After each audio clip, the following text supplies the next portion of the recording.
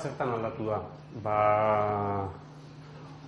Aldatu da bi gauza daude, bata zerbitzuaren ikuspegitik, udalean egiten gendunaren ikuspegitikan beste zentralidade bat hartu dugu, eta, ni nator oso udaletxe erdaldun batetik, Baina gehiago, euskara zerbitzua oain, ez da txokolatia banatzezuna udaleku irekitan, dia gauza batzuk intangibleak, eragitakoan, baina, azkenean importanteak dianak, baliabide aldetik askoz gehiago dazkau, lehen baino gehiago, eta ordun ez den duen, baina oain nik uste da kaula bere gabezi eta bere ezaguztikin, udaletxe, ikastetxe, euskaltegi, euskara elkarte alako sare bat, denok norabide bere txuan gabiltzana lanian.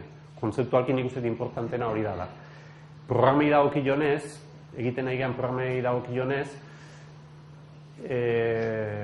adibidez, hasieran baino askoz gehiago inbertitzen da komunikabidetan, adibidez, eta lehen ez gendun irudikatzen lan munduan, enpresetan aritu gintezkenik, eta gaur egun badaukagu, liburu bat argitaratu dugu, gaur goizian etorri da enprentatik, horre egiten dugu lanaz.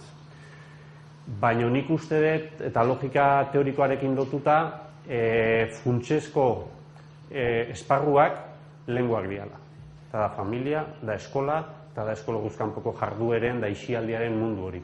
Udalerri mailan eta hizkuntzaren transmisioan klabeak lehen hoik zian, eta baino oain ere horiek dira.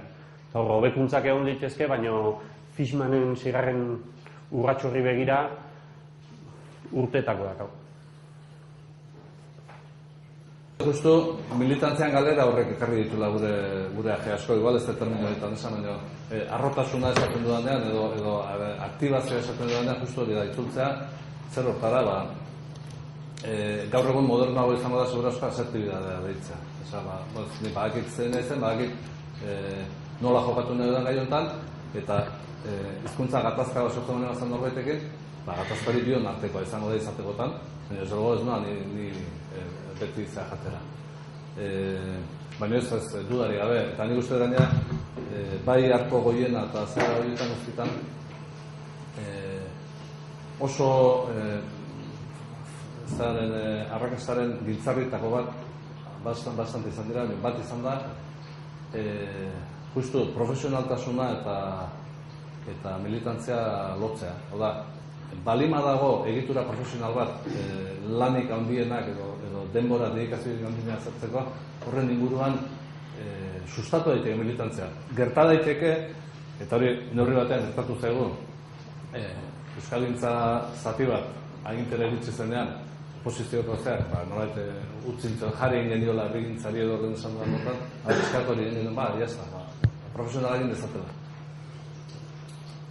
Nipa Dios, hori da, nik oso garbi daukat uztartu behar direla, beti izan dut, agintearen almena eta gizartearen kemena, eta profesionalaren dedikazioa eta gaitasunak, eta militantziaren indarra, kemena, turboa. Hori bai.